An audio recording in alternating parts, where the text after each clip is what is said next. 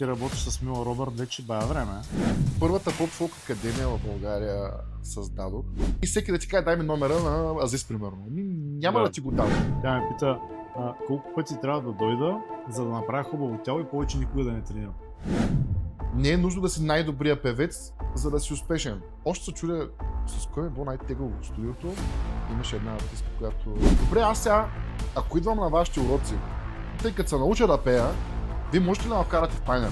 Всичко трябваше да стане в рамките на 4 дни с клипа. Представи си, идват на 4-ти, на 8 трябва да излезе и така стана. И се опитаха да ме впечатлят с това нещо, само и само да им помогна да си постигнат нещото. Здравейте, приятели! Вие сте с новият епизод номер 4 на моят мини подкаст Косъм по косъм. Днешният ми гост е много специален гост, а именно Ел Падре Йоан, мой приятел. Изключително много се радвам, че прие моята покана. Аз също много се Да радвам. дойдеш. Изключителен професионалист, музикален продуцент, така може да се каже. Нали? Не само. Не само, нали? Много неща. Ама основно напоследък музикален продуцент.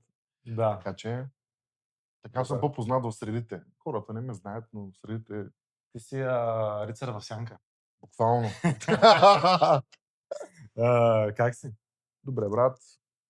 Време е за да пострижем гривата. Да. Заемам с тази работа. Моля ти се, искам да сме топ.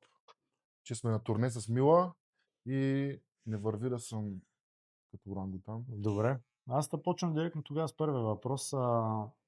Като каза Мила, ти работиш с Мила Робърт вече бая време. Аз лично съм и фен. Всички сме фенове на Мила като цяло. С Мила бачкаме вече 3-та или 4-та година. Значи 2022 лятото, мисля, че го смятахме доста време. Щом 3 години сме правили албума, значи 4-та е. Добре. Кажи ми как се работи с нея? Тега, ле. Мила е най-голямата душичка на света. Просто като всеки артист има неговите кусури, ако мога така да го кажа, но кой от нас няма, нали? Да. Мила е топ. Мила е много креативна, много мотивираща и много позитивна. С нея се сработихме супер лесно. Реално тя ми беше ученичка по продуциране. Работих на едно място с едни пичове от Sound Ninja Academy, които правят такива курсове по музикално продуциране и така нататък. И се случи така, че за известно време им помагах. Замествах един от учителите, който беше болен и трябваше да преподавам на Мила Робърт, на Прея и Рут Колева. Стига, човек. Да, просто имаше такива групови Това е уроци. сериозно трио. Да, много яко. сериозно трио. Много. Руте нямаше тогава, аз като трябваше да замествам. И с Мила Робърт и с Прея направихме няколко уроци и така супер много си кликнахме на един акъл сме взето. И с Мила си коментирахме, че може да направим нещо заедно, да пробваме. И така и стана. Дойде и оттам нататък, вече 3 години по-късно свирим заедно, имаме голяма банда. Между другото, да, кажи за бандата, вие правите концерти всъщност вече. Ами да. Сега сме на турне в момента, правим пролетно турне. На 15 април сме във Варна, на 25 или на 27 сме в Пловдив. Сега на 3 ще сме в София, но то ще е малко по-различно парти, Милана и Френдс.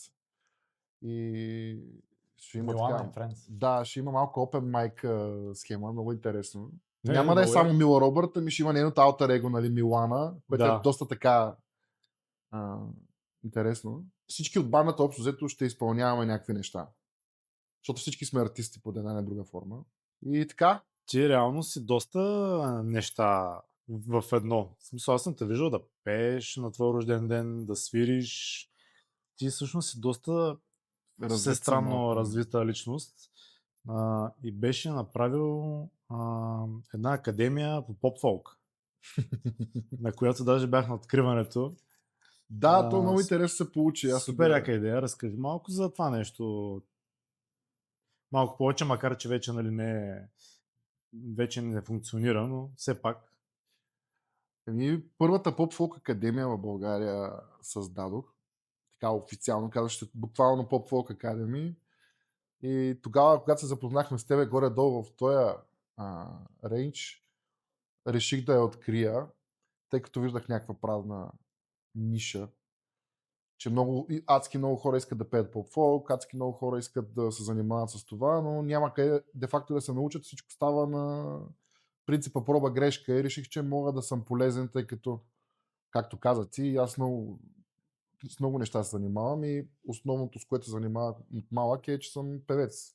С пеене, с вокални уроци и отделно, нали, записвам.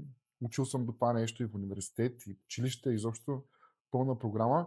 Pop Folk Академията, като я открихме, беше 2022 на рождения ми ден. И то точно за това се случи на рождения ми ден, да дойдеш ти. И идеята на тази академия беше буквално да развиваме все повече нещата.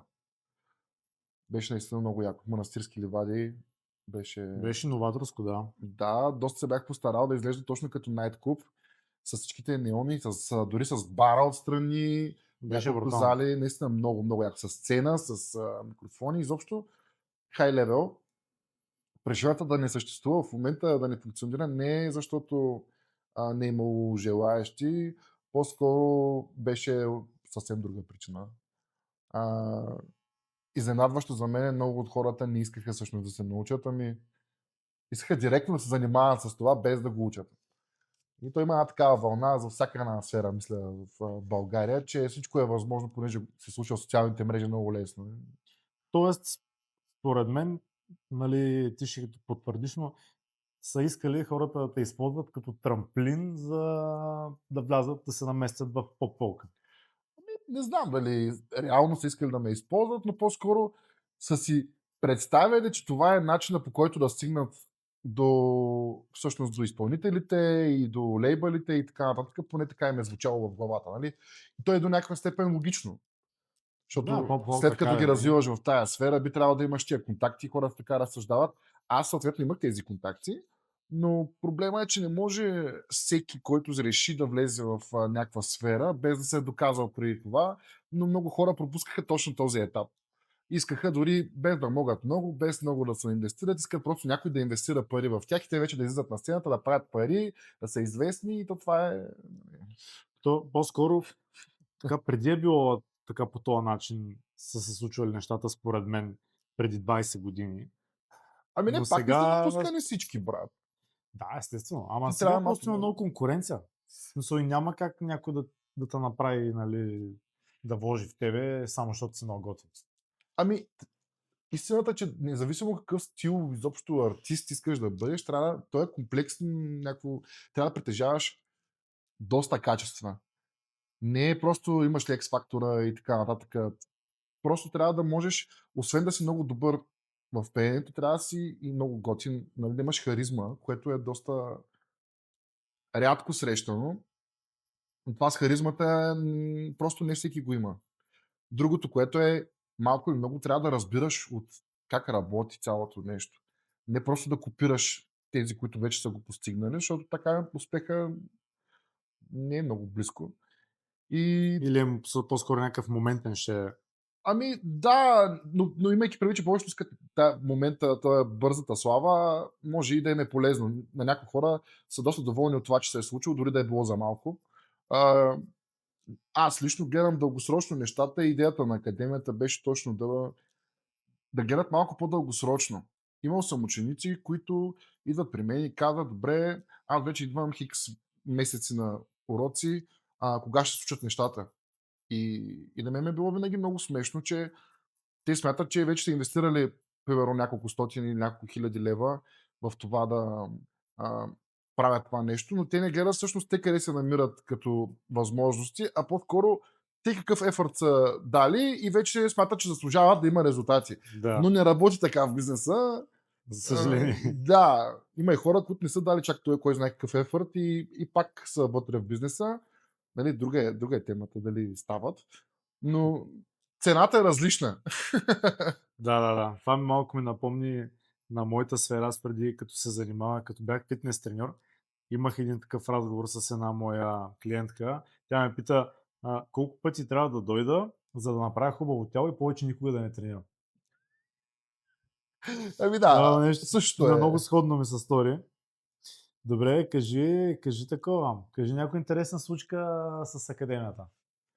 Ами, Какви хора са ти писали нещо, мога, нещо да, интересно, пикантно кажи. мога да ти кажа, че всъщност доста интересни образи са се появявали в академията. Имаше такива, които аз лично съм бил шокиран със самото им влизане и поведение. Имаше такива, които са били и много притеснителни, и много, нали, така неуверени в себе си, което някакси повече го приемам за стартиращ човек. Но има хора, които идваха с някакво брутално самочувствие, че са много добри, невероятни и се опитваха да ме впечатлят с това нещо, само и само да им помогна да си постигнат нещото.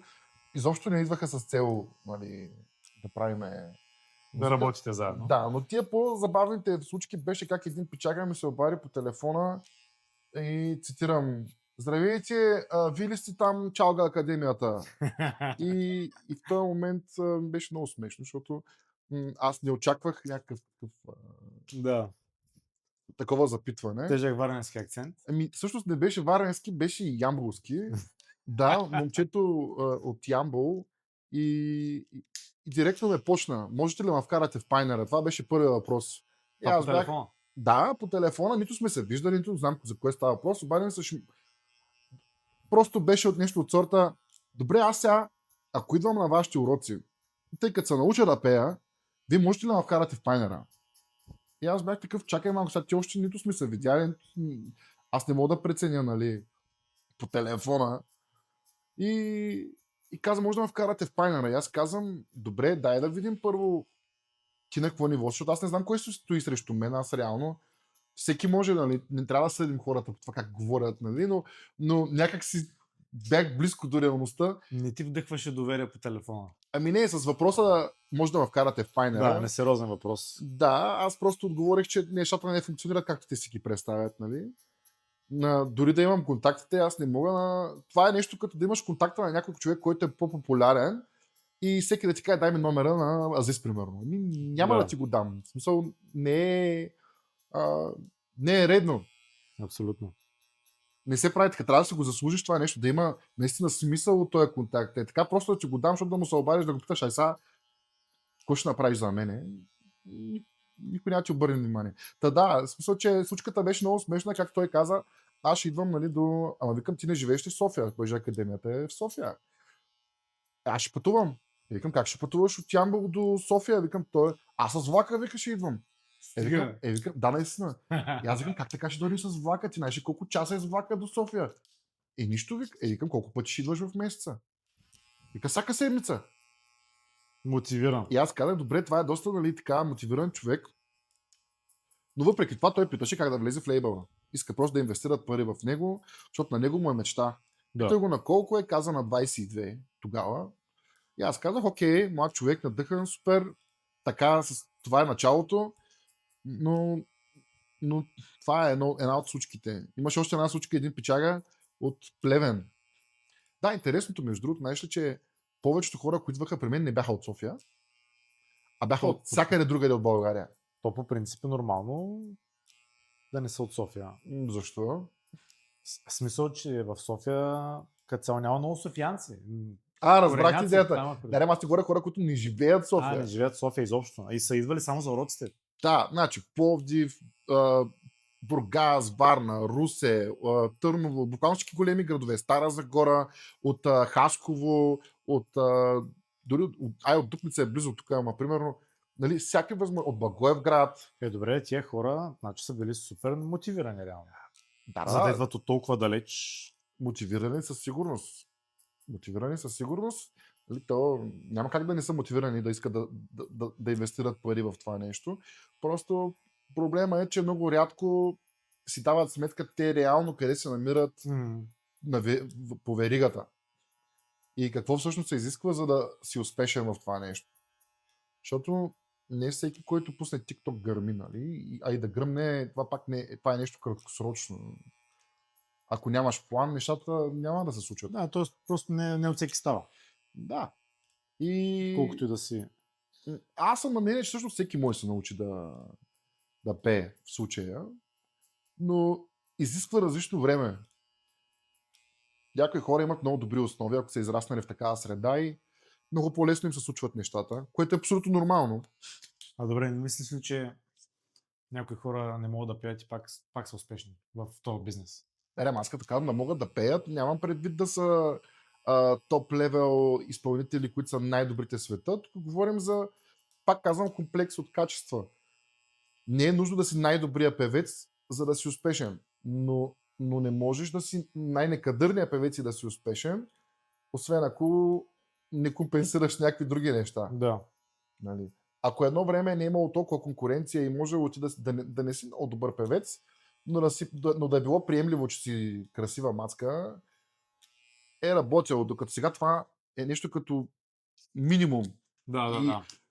И още един куп други неща. Просто е голямо наличие на конкуренция има. Точно така, просто адски много хора искат да правят това, интересът е много голям, но те вместо да бъдат автентични и иновативни, те почват да копират вече съществуващи модели и даже хора конкретни. И това никога няма да доведе до успех. Не работи така. Основите са ясни, че трябва да ги имаш, но ти трябва да си интересен с нещо. Ето за това, примерно, Мила е много харесвана, защото тя не прилича на никого. Тя си е, като кажеш Мила, няма друг като нея. Така е. Артист. Тя си следва нея си. Точно тя следва нейния модел. Си... Тя винаги е била такава. Тя прави това, което тя усеща, а не каквото правят другите. И за това има аудитория. Академията, брат, е нещо много хубаво. Много съжалявам, че се наложи да я затворя, но... Ако имаш възможност, някога би ли я отворил пак? 100% ще отворя пак. Може би просто вече имам друга представа за нещата. В друго време бих я отворил. Сега не е много удачно според мен. Поп-фолка в момента е в някакъв застой. Не е като преди 7-8 години, примерно. Но всичко е на вълни. В всяка една сфера, така че въпрос на време. Така е, да.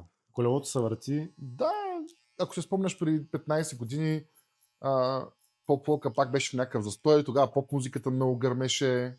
Именно. И всъщност това пак инспирира поп-фолка да бъдат малко по-различни и те също после почнаха да се развиват. Така че то е абсолютно нормален цикъл, по който се случват тия неща и за това мисля, че сега не е момента. Ти работиш с доста известни изпълнители, така да го наречем. С кой си имал някакви по-такива интересни случки или примерно с кой ти е най-трудно да работиш? Най-трудно мога да работя по принцип с хора, които не знаят какво се случва, защото те не знаят какво искат на първи план. Работил съм наистина с много от популярните артисти и с много непопулярни хора, които те първа започват. Аз съм много за това да подкрепям хората, които те първа искат да се развиват, независимо на какво ниво са и дали имат опит от преди това. Просто съм забелязал, че понякога хората си имат някакво очакване и някаква представа за нещата, която е тотално различна от това какво е. Понякога на тези хора им се получава, защото наистина са много упорити, но в повечето случаи не разсъждават реалистично хората и живеят в някакъв филмче, в някакъв балон. Но от тия хора, кои им е било най-трудно да работя? Не знам кой точно ми е било трудно. Всъщност си работил с Зис, май, нали? Да. С Мил Робърт и с Зис направихме едно парче, което се каза Полуживи. Да, много як трак. На мен също ме е любим.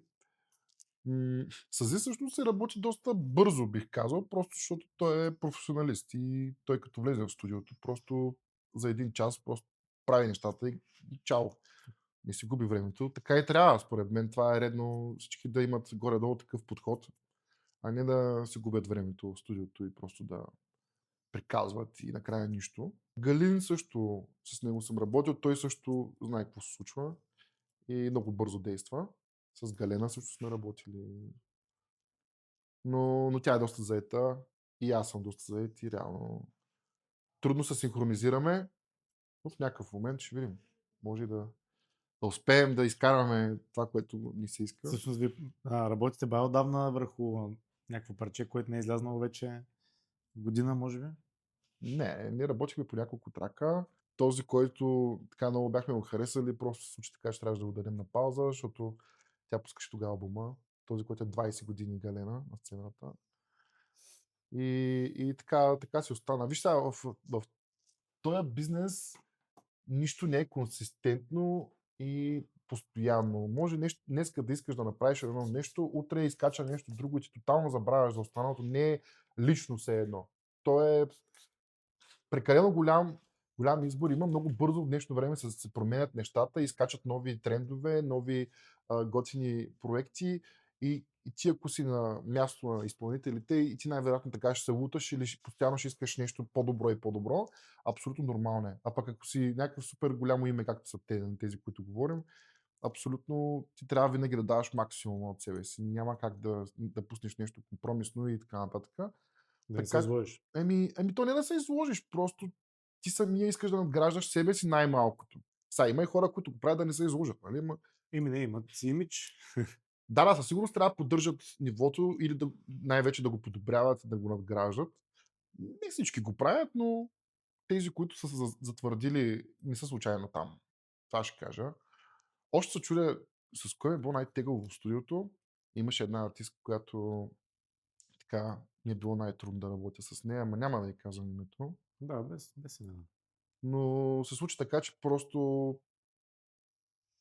имаше някакъв сблъсък на характери, бих казал, и грешно разбиране на това всъщност аз в каква позиция съм, тъй като много често хората не осъзнават ролята на звукоинженера в студиото, на този, който всъщност те записва, този, който те води, на вокалния продуцент.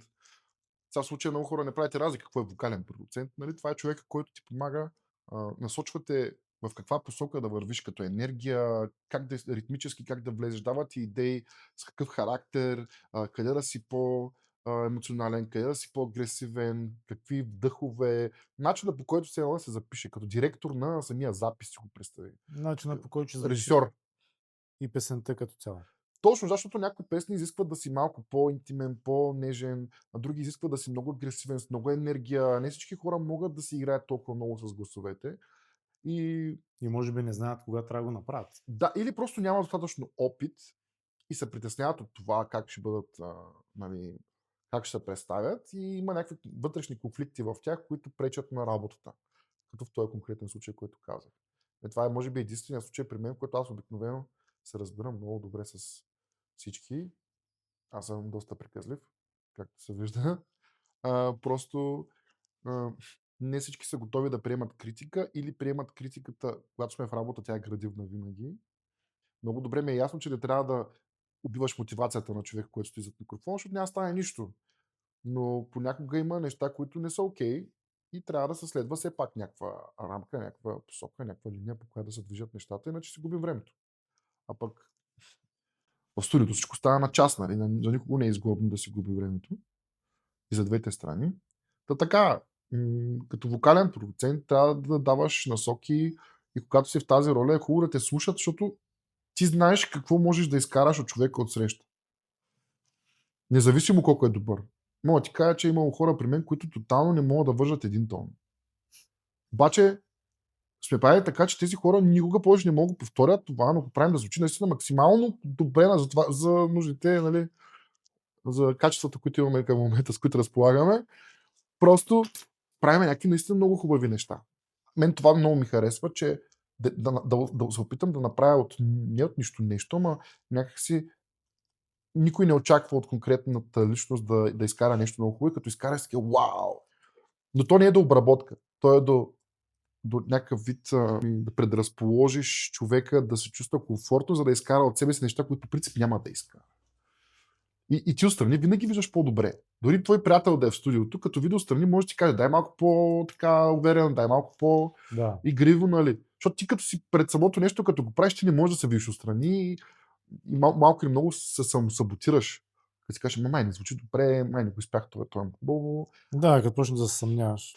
Да, а истината е, че никой не го интересува да си изпял правилно тона, а по-скоро каква емоция дава, защото дали звучи добре. Да, хората не са тунери и да ти следят, сега този тон беше леко нисък, той беше висок.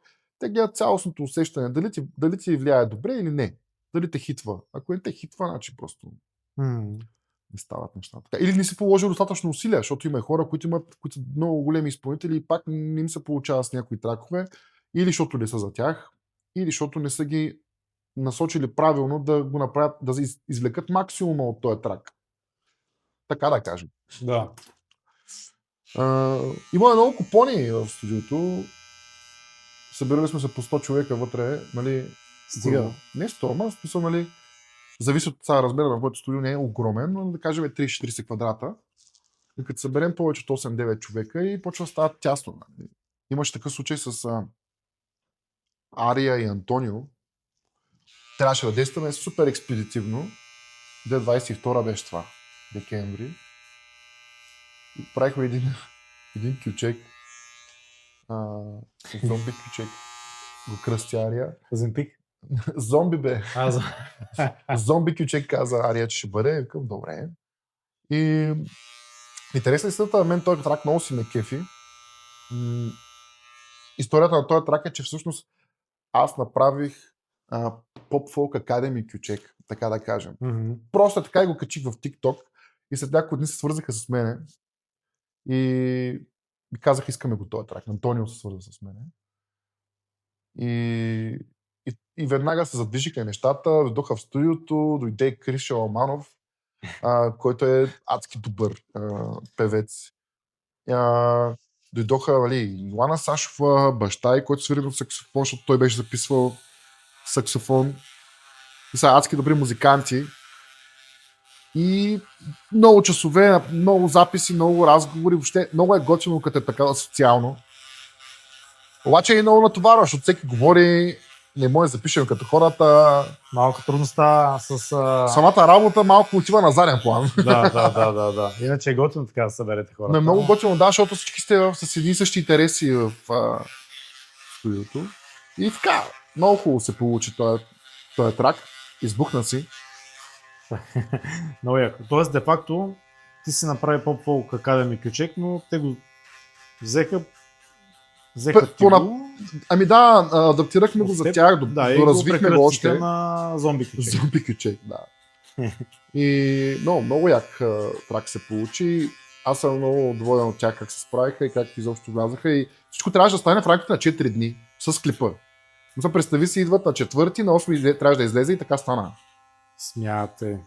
Да, аз между ще да питам горе-долу за колко време става един трак реалност, ако вече, нали, се има текст и примерно музика. Абсолютно различно е. Всеки път е някакво... Една песен е много трудно да определиш за колко време става, защото идеята моята дойде сега на Voice Recording ще запишеш веднага една мелодия или текст, какво ти е дошло на къла и от тук нататък зависи дали ти ще го правиш или ще го правиш с някакви хора, с някакъв екип. Ако съм аз и на мен ми дойде, отварям лаптопа и след половин час вече имам идеята и всичко е готово, само трябва да го запиша в студиото. Микси мастери сме готови, може да снима клип. Нали, може да стане толкова бързо. Да. Но понякога имаш някаква по-голяма концепция в глава. Трябва да ти инструменти, трябва да запишеш хора, трябва да вкараш някакви други хора да помислят за текст. И буквално това е творческа работа. Не можеш да му сложиш някакъв тален срок и от тази гледна точка всеки път е различно. Има песни, които ги правим месеци наред. Имаш един рапър, който Весол, който с него направихме една хитачка 2-3-4-5 се казва. Той Весо всъщност вече си прави поп-фолк, нали? Ами, не знам, не съм го чувал отдавна. Но той, като направихме тази песен, ние направихме, може би, 2021 есента. Тя излезе януари 2022. Или нещо такова беше. Ще излъжа точно кои бяха датите. Или може би 22 излезе тази песен или 23-та. Нещо такова. Ще погледна после. И супер много време от нея. С Кали и с Александра Панайотова, като направихме песента миналата година, януари, излезе, но ние правихме няколко месеца преди това. Не защото те са бавни или нещо такова, просто понякога една песен, за да извлечеш максимума, претърпява супер много метаморфози. И първоначално почвате с една посока, после изведнъж посоката казвате, тя е много хубава, обаче почваш да мислиш и малко по-реалистично гледна точка на това, къде можеш да я пласираш тая музика, която я правиш. Защото нали, някакво да се лъжем, музиката е в дискотеките. Поп-фолк особено. И някакви от тия песни, за да влязат в дискотеките, трябва да имат съответно някакви, както и по радиото, не може да пуснеш всяка песен по радиото. Има си радиофонични песни. Не можеш да пуснат всичко. Също и с клубните песни. Не можеш да пуснеш песен, която не е клубна в клуба. Ти можеш да я пуснеш на практика, но може да ти убие клиентелата, настроението на хората. То всъщност има и радиофонични гласове, може би. Да, има. Аз Радиогласове има, да. помня, ти като дойде в началото тук за първ път при мен и нали, ти ми казваш, ме занимавам с музика, Ел Падре, нали, аз сторим се познато и къде занимавам с такова и накрая ми завършваш, нали, с... имаме песен с момчето и с това Гуси Генг. И аз такъв, викам, да бе, знам я тази песен, знам да тебе. Няма го забравя това. Това между другото, сега ме напомняш, това беше много отдавна. Реално, много отдавна, преди вече 5 години. 5-6 години някъде. 2021 я пуснахме нея. Така че, да. Беше готино проектче. Той трак го пуснахме буквално на магия. Беше, може би декември 2020 или нещо такова беше. Се бяхме събрали в студиото няколко момчета рапъри и така нататък. Аз работих с Дидо и с Явката.